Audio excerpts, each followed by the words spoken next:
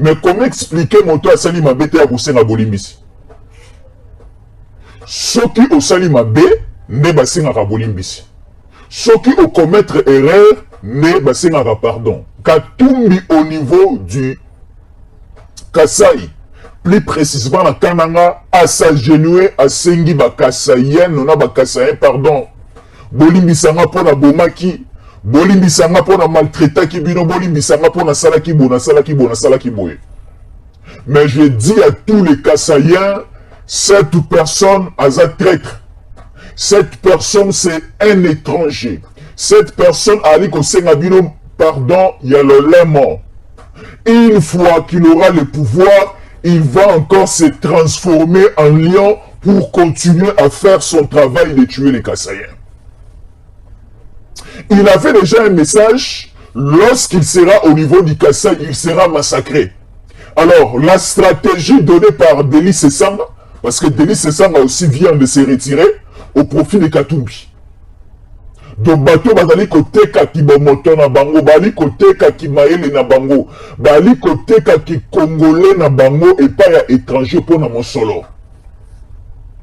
Delis Sesanga alobi na milongo la course na ke et pas ya Katumbi. Alors, essayons de réfléchir ensemble avec vous.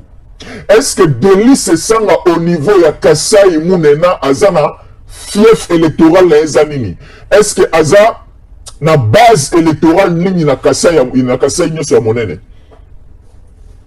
Parce qu'aujourd'hui, Delis Sesanga a choisi de quitter son frère Tshisekedi et d'aller soutenir un étranger. C'est pareil ce qu'on a vécu dans la Bible. La Bible nous dit Joseph a été vendu na libota na ye et pas à étranger. Batekiye na libota na ye pas à étranger et accueilli na pays étranger accueilli au Congo Mukunzi kuna. C'est ce que nous voyons ici au Congo.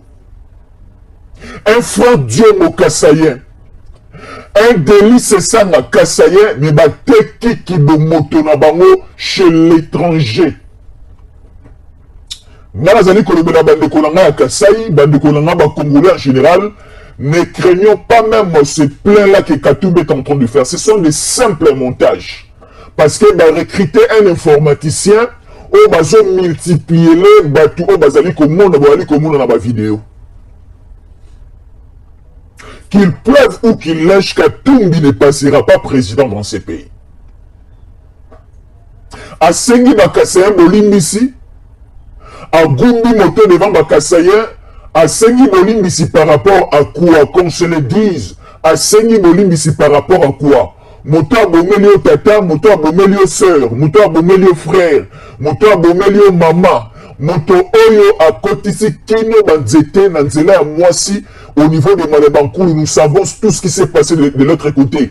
Lorsque Katumbi était gouverneur, il y a Katanga Mobimba, on sait la maltraitance oyo bandeko na biso ya Kasai bazalaki mais yango na niveau ya Katanga. Alors aujourd'hui, Katumbi, dans son assiette, il y a flatterie, vient maintenant s'humilier devant les Kasaïens pour la resenga bango voix, pour la resenga bango confiance va pesaye dila wana roko ma chef de l'État. Ici on nous dit on répartit les provinces selon le poids électoral. La première province na RDC Mobimba où ils ont un poids électoral makasi, c'est la ville-province de Kinshasa. Au Batubasa Rola et Belé, c'est la ville-province de Kinshasa. Ce qui te le voit la ville-province de Kinshasa, la deuxième et la troisième province où enrôlé Baza et Belé, c'est la province Nord Kivu et la province Sud Kivu. Ce qui te le voit la province Nord Kivu et Sud Kivu, la quatrième province où on a électeur est Belé, c'est la province du Congo central. Ce qui te le voit la province Congo central, nous avons aussi la province Ituri, nous avons la province aussi à la fin, il y a Kouilou. Ce sont des provinces où ils ont un nombre d'enrôlés et belés. Je répète, la province de Kinshasa, la province Nord Kivu, la province Sud Kivu, la province ya Kwilu, la province ya Congo central et enfin la province ya Ituri. Alors, dans ma province, nous sommes à Kinshasa, il n'y a pas match, c'est Tshisekedi. Parce que Katumbi, je ne vois pas un Kinois sérieux. Je ne vois pas un Congolais sérieux habitant à Kinshasa ou à voter Katumbi. Je ne vois pas un Kinois, un Congolais sérieux habitant à Kinshasa, ce qui Katumbi aille à l'aéroport entier.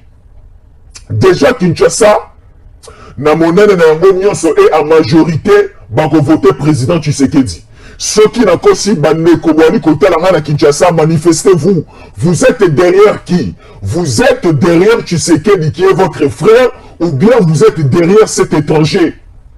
O azali koluka koya kozwa pouvoir na kati ya mabele na biso ya bankoko po mabele na biso ekoma maudit et azali toujours ko rappeler ko lobali ko kasonité. Nalandi étranger ou à Katumbi motono poso pembe. Nalandi encore na Kemena.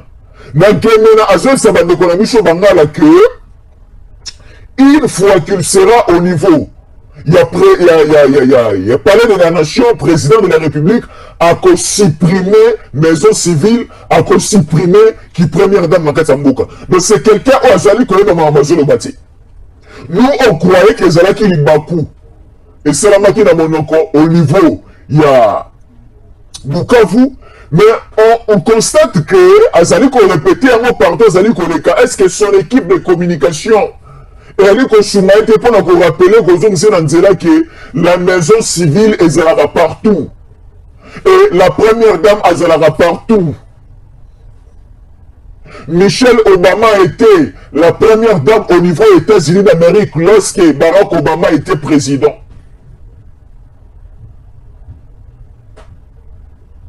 Celui de Katisi à Congo Brazzaville.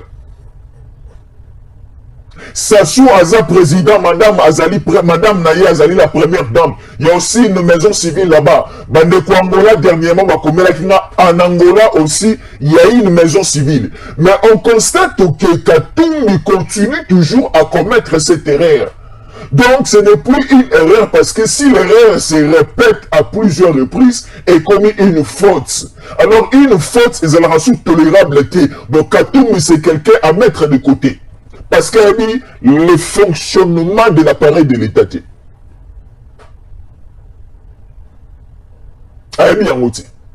Et je le répète encore, tout Kinois sérieux, tout Congolais habitant à Kinshasa sérieux, je ne pense pas que va voter montant l'opposition étranger.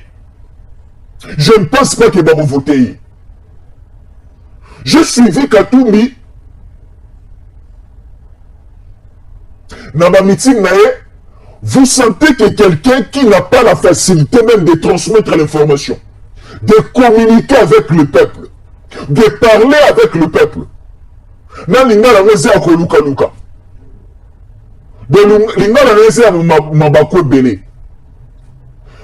Congolais, tous à la bateau, tous à la bateau. N'a moka auto souffrir pendant plus ou moins 20 ans avec un étranger au sommet de notre pays. Nazali Kombande là-bas, Congolais, vous allez en Afrique du Sud. Congolais, vous allez côté la mission au Canada, aux États-Unis, en France, en Belgique. Congolais, vous allez en Katia Moka, vous allez côté la mission dans ces pays, de souffrir pendant plus ou moins 2 décennies, pendant plus ou moins 20 ans. Avec un étranger au sommet de ces pays. Zamba Salimissou Ngolou a causé la délivrer. Il y a reçu un fils maison, un Congolais de père et de mère. À Kambabiso, to commune en 2023, ma ponami yango liboso na biso, un autre étranger allié pour assez na biso te voter. Est-ce que nous allons commettre cette erreur? Même le ciel ne sera pas content de nous. Et ça le quoi na tongo avant Obima. Au Sambeli Nzambe batela ngai na ndenge na liko bima. Alors okei au mitele misi na kasa balabala mituke leka enyato parce que au Sambeli déjà Nzambe batela. Non, Nzambe parce que toi-même tu ne sais pas comment est-ce que Uruki qu'on se protéger d'abord toi-même. Et c'est de la même manière aussi dans mboka na biso lelo. Nzambe c'est cela qui biso ngonu. Toi benga na Kabila o cela qui est un étranger. On le sait. Que Kabila était un étranger Et Dieu nous a fait la grâce. Exemple, c'est sur grâce pambaté. Avant que Kabila puisse partir, tout le monde dit que l'économie soit belé. Ma patriote, ma koufa, ma koufi.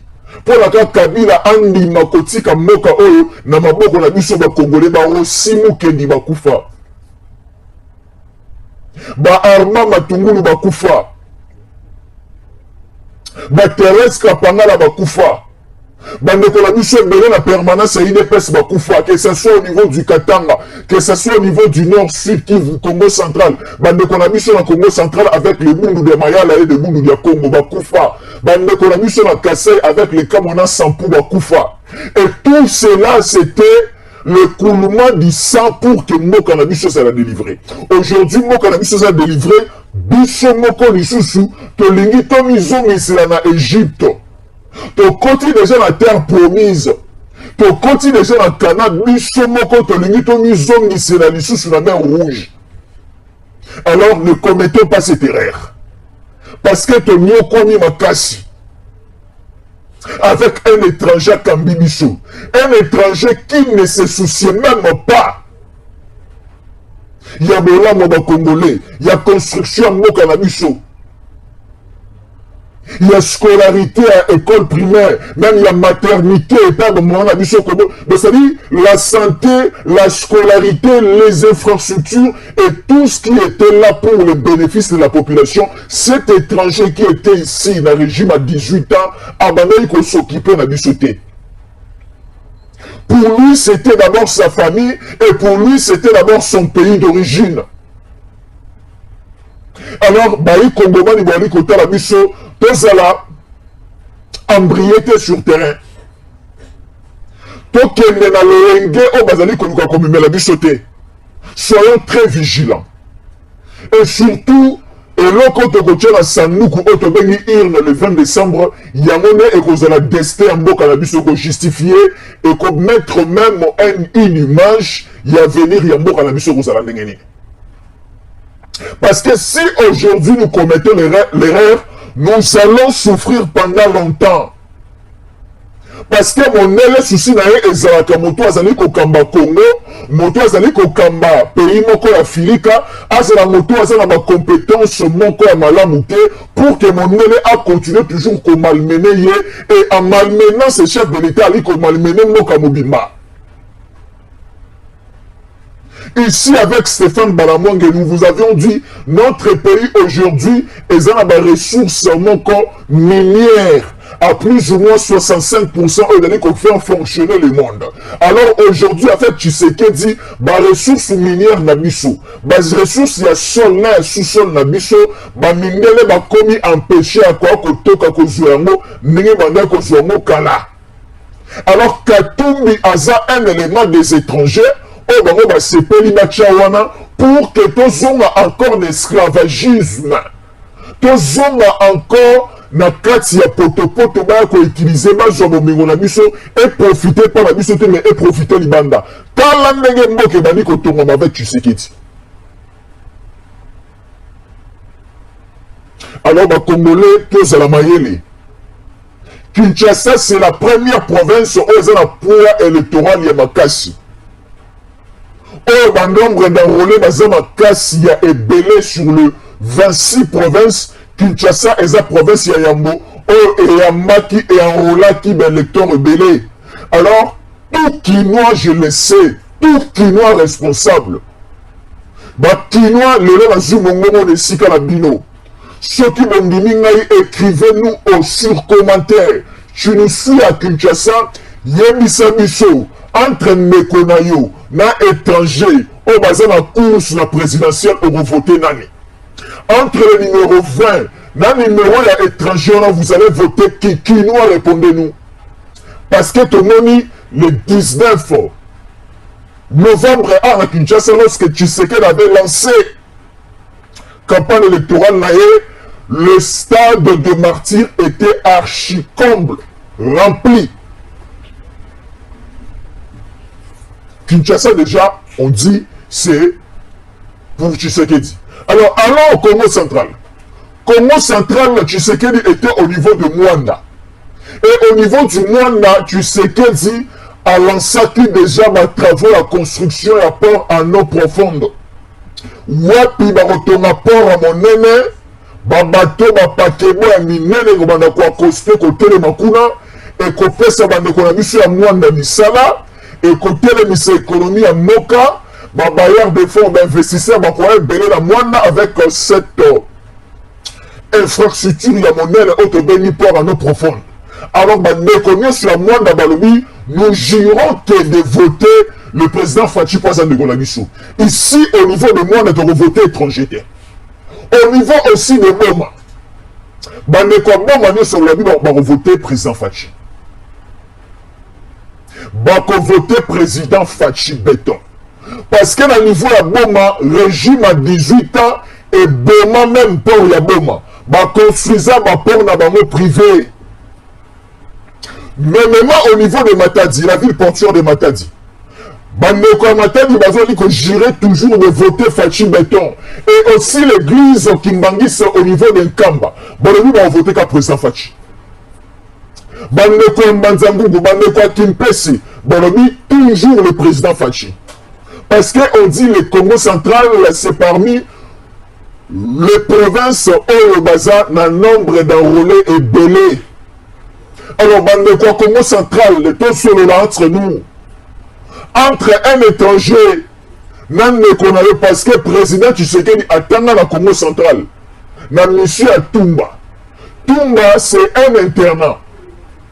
Tumba, c'est une école catholique, un internat catholique, et ça au niveau entre Mbanzangongo et Nkamba. Il y a une route là, si vous entrez, vous allez au niveau de la mission Tumba. Tshisekedi attend une école secondaire. Donc Tshisekedi azam nekoyeba ya bandeko na biso ba Congo. Tshisekedi azam na Congo central pour attendre kuna azulwanya maeli kuna. Alors bandeko tout la Congo central ba lobi ba voter ndeko na bango Tshisekedi. Ba voter un étranger. Parce que entre un frère et un étranger le choix est clair. Peut-être qu'il me montre na biso te bandeko Congo central. Et je prends aussi l'axe. Il y a Nord Kivu. On nous dit le Nord Kivu et le Sud Kivu va se mobiliser qui m'a cassé, va s'enrôler que belé. Alors nous connaissons les efforts où le président Fachi a lui là pour que le Nord Kivu, la guerre, l'agression rwandaise, le tuerie et si là. Tout le monde était des sièges installés. Tout le monde était des sièges et paralysé les stratégies même à Bahimi. Et au nord Kivu, au sud Kivu, va gérer pour le président Fachi. On nous dit aussi la province de l'Ituri, c'est l'une des provinces où ils ont enrôlé Belé. Ils ont un poids électoral à Makassi. Et au niveau de l'Ituri, il y a aussi un état de siège là-bas. Bali qu'on gérait toujours de voter le président Fachi. Vous voyez, au niveau de Kwilu, Bakongo sur la grande province de Bandundu. Bango nyonso balobi baza sima ya président Fachi bako voter au bel président Fachi parce que je le dis et je continuerai toujours à le dire, en Afrique les élections c'est une question tribale. Donc c'est-à-dire en Afrique balingaka mingi ndeko na bango soki olingi ba voter ba retourner tata na onani mama na onani nde sima na ba voter. Si quand tu sais que tu vas retourner tata na va retourner maman na été parce que bah déjà tata na maman bah na baleki na ba yaya na ba kulutu. Donc ça dit biso nyonso na 4 coins République démocratique du Congo, nous devons déjà donner notre image et dire que rien que le président Fachi le numéro 20 ont voté. Parce qu'ali ko c'est la biso bolam. Biso a to mettre Kintangwa. Tolomaki makasi sur la présence ya MONUSCO. Tolomaki makasi sur le départ ya ERC. Président Fachi ayoki biso. Il y a certains opposants au baoki soni. Eza ndeko muso bandeko koloba na chelo boko na ngabakata soki Tshisekedi atiki ERC kende bokata nga loboko. Na ali koluka bato wana na masieti na maseti yao. Bapesa loboko dokata. Parce que président Fachi ayoki bino. Président Fachi ayoki biso aujourd'hui ERC et Lingi Misakabakei. Mais le problème maintenant c'est quoi?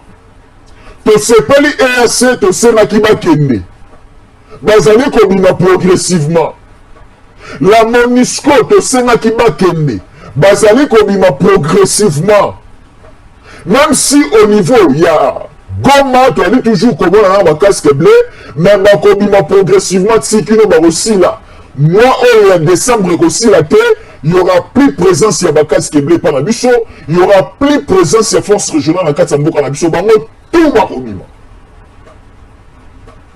Le problème c'est quoi avec le militaire à EAC? Le militaire à EAC bayaki na mboka na biso pour nous prêter main forte. Il y a kokanga miyibi ba rebelle bandoki ba terroriste oyo ya Kagame ya M23 na RDF. To meka kotia bango singa, tozongisa bango na Rwanda, to récupérer la base et aussi la localité ba cité nyonso oyo banai ko occuper. Tosilisa na makere la mandoki oyo ezali na esa mboka na biso. Tosilisa agression rwandaise. Et yango nde wana mokonzi ya mboka na biso Fachi Beton asepelaki ke EAC, l'armée régionale, la force régionale et à kotia biso maboko. La force régionale, lorsque baye na kati ya mboka na biso, bayaki na moko pamba te. Baye bango moko na bato ba militaire, baye na bateni na bango, baye aussi na minuki na bango. Mais sikoyo, au moment où nous sommes, l'EAC, la force régionale, et ont le territoire congolais. Ce qu'il faut savoir, le militaire de la force régionale, bayaki combien? Lorsque Mamanai Kokota, le militaire de l'EAC, bayaki na combien de sortes de tenues? Lorsque Mamanai Kokota, et enfin, le militaire de l'EAC, lorsque Mamanai Kokota, bayaki na modèle et na quantité à manoki nini. Pour ma sikote eba, le col mbonga ya kobima ekoki babandi déjà kobima. Babimi combien? Babimi na bateni nyonso bayaki nango. Est-ce que aussi babimi na manoki nyonso bayaki nango? Parce que nous avons une information ici, où il y a certains groupes, il y a EAC bali kobima, batikeli M23 na ba RDF, et les différentes sortes de milices, et ça là, est ya mboka na biso précisément na Nord Kivu batikeli bango bateni na mandoki. Et ces militaires seront derrière Katumbi pour lui prêter main forte pour une apocalypse après l'annonce des résultats de l'élection. Parce que Katumbi a colomati. Parce que Katumbi a misé beaucoup de moyens. Et avec ces moyens mis sur place par Katumbi, Katumbi n'aura pas cette volonté de laisser cet argent aller en vain. Alors Katumbi déjà a sali complot. Naba il y a Congo, EAC ennemi Kobima stratégiquement. Là c'est une révélation que je fais. L'EAC a accepté de sortir stratégiquement pour ceux qui m'ont voulu être kolekana simana mboka. Total na Congo EACT. Et maintenant l'EAC est en train de sortir bayaki na manoki nous bazali Kobima mboka pamba. Bayaki na manoki mibandi kobima maboko pamba. Manoki batikeli nani? Est-ce que c'est munitions? Est-ce que c'est armes? Est-ce que c'est matériel militaire? Oyo force ya EAC, que ce soit les sites soudanais, les Kenyans, les Tanzaniens, les Ougandais, ba force nyonso ya EAC bazaki na mabele na biso, ba matériel militaire, ba armes nyonso bandaki ko utiliser, ba bimi na yango ba bimi na yango ti. Mais nous avons déjà une information à notre possession, il y a une inspection militaire et salami na est ezali ko observer et aussi la population congolaise au bazar la partie na bali ko tala EAC est en train de partir, bali ko kende maboko ya pamba. Batiki teni, batiki na manoki à la disposition, il y a M23, à la disposition aussi à certains militaires rwandais, oh batiki ni bango basio na bango. Et ces militaires, ils ont utilisé maintenant Bakaz, bazali ko utiliser Banako, bazali ko utiliser Batua o ezalaki mise à la disposition à ma force EAC. Et comme il a bisika ya kovanda bisika ya kolela ba militaire rwandais bisika ya combattre Mamboula, bisika ya combattre Mamboula, il y a des militaires M23 les RDF, bango bakomi coopérer sur le terrain, na manoki oyo EAC tikeli bango. Et en complicité aussi avec la MONUSCO. La MONUSCO aussi a cédé une partie. Il y a logistique et pas, il y a même 23. L'EAC a cédé la grande partie, je peux dire 90%, il y a logistique militaire et pas il y a milice M23. Alors, l'objectif c'est d'ouvrir le feu après l'annonce des résultats à CENI. Alors, la FARDC aussi prenait la disposition, parce que tous nos drones sont déjà en l'air. Les avions de chasse sont déjà en l'air et à l'Ikotamboula.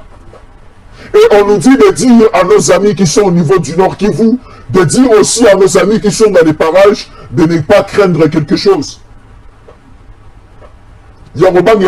Parce que les Aliwana pour surveiller la position et aussi pour surveiller et créer une sécurité dans la Mabela Mbouranabisu.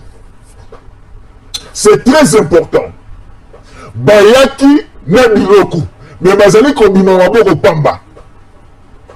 Comment expliquer Oyana Manoki, Ovani, Ole Osala Moussena Yele Kosala Osali Yamote, Okomi Kobima, Ole Obima Manoki, ou encore de déposer les armes auprès de la FARDC parce que la FARDC était une armée amie à la force régionale. Mais la force régionale n'a jamais travaillé ensemble avec la FARDC. Parce que la mission à force régionale, c'était de créer une complicité avec la FARDC. Mais depuis que la force régionale est venue ici, pendant plus ou moins une année et demie, on n'a jamais vu même un jour où il y avait une mutualisation de forces entre la FARDC et la force régionale. Il serait là au Salamati. Mutualisation de forces, la FARDC. La force régionale est très là au Salamati. Mais en coulisses, il y avait une mutualisation de forces. Kuna na Kibunga Tokanga Bango. Na Mounagana, il y avait la présence du côté A. Il y a force régionale du côté B. Il y a des terroristes à M23. Excusez-nous. Même si Katoubi nous attaque avec la grippe, mais on ne cessera pas de parler pour notre pays. Donc c'est ça. La force régionale, il faut créer une commission écolandela force régionale qui ne s'y qu'à dans le pays. Pas simplement qui ne s'y qu'à dans le pays, mais il faut une commission d'enquête et que na misika no se force régionale banaye ko vanda. Na misika no se force régionale a été installée pour bien vérifier babimi na nini batiki nini. Et aussi, il ne faut plus laisser les camps chez les rebelles M23. Comme la force régionale est partie, comme la MONUSCO est en train de partir, commençons maintenant à pourchasser, à attaquer sans recul les Wazalendo dans une mutualisation de force avec la FARDC, va attaquer sans relâche ces rebelles.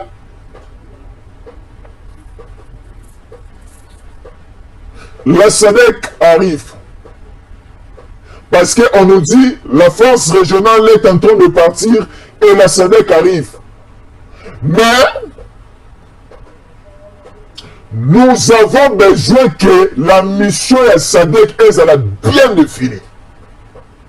Parce qu'on nous annonce ici que la SADC arrive. La SADC, c'est une force de cette organisation sous-régionale qui regroupe plus les pays du sud de l'Afrique. Nous voyons l'Afrique du Sud, nous voyons la Namibie, nous voyons le Botswana, il y a la République démocratique du Congo, il y a l'Angola, il y a plusieurs pays là-dedans au niveau à SADC. Alors, le pays à SADC va décider qui ensemble de former une force au Marotin dans la Mabélé à Congo et précisément dans la République démocratique du Congo, avec cette situation à Kagame. Alors, nous avons besoin, cette fois-ci, notre gouvernement, il faut essayer de bien définir la mission à SADC. Il ne faut plutôt que la carte y a confusion. La carte y a erreur au-dessus commune avec la force régionale. Si leur mission ne sera pas bien définie, nous acceptons de vivre rien qu'avec